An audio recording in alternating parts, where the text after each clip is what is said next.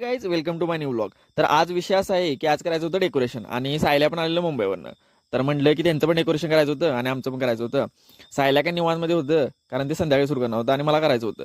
त्यामुळं मी स्टार्ट केलं डेकोरेशन करायला आणि नंतर मग सायल्याच्यात जाणार होतो. मी रेड कलरचा पेपर लावायचा होता, त्यामुळे आबा मला पेपर कट करून देत होता आणि मग मी लावून घेत होतो. नंतर फायनली पेपर लावून झाला. त्यानंतर मला लावायचा होता भिंतीला. सो भिंतीला पण लावून घेतला बघा. भिंतीला डार्क ब्ल्यू आणि खिडकीमध्ये सोनेरी कलरचा पेपर लावला. मी डेकोरेशन करत होतो आणि आमची ज्ञानू बघा निवांतमध्ये रील बघत बसली. ज्ञानू म्हणली तुमचं तुम्ही करून घ्या पटपट, मी तो रील देखूंगी. मग पप्पून आणि मी राहिलेलं डेकोरेशन करायला घेतलं. पप्पूने एका साईडनं हार बांधून घेतलं आणि मग मी दुसऱ्या साईडनं हार बांधून घेतलं. मग फायनली सगळं डेकोरेशन कंप्लीट झालं बघा. यामध्ये आता फक्त लाइटिंग राहिलेली. मग म्हटलं की लाइटिंग पण लावून घेऊया लगेच. मग लगेच लाइटिंग लावून घेतलो बघा. लाइटिंग लावून घेतलो पण त्याला पिनच नव्हती. मग पप्पू म्हटलं दे इकडे, मी जोडून देतो पिन. डेकोरेशन बघून आमच्या ज्ञानूला काही वेगळाच आनंद झाला. कशी नाचायला लागले बघा.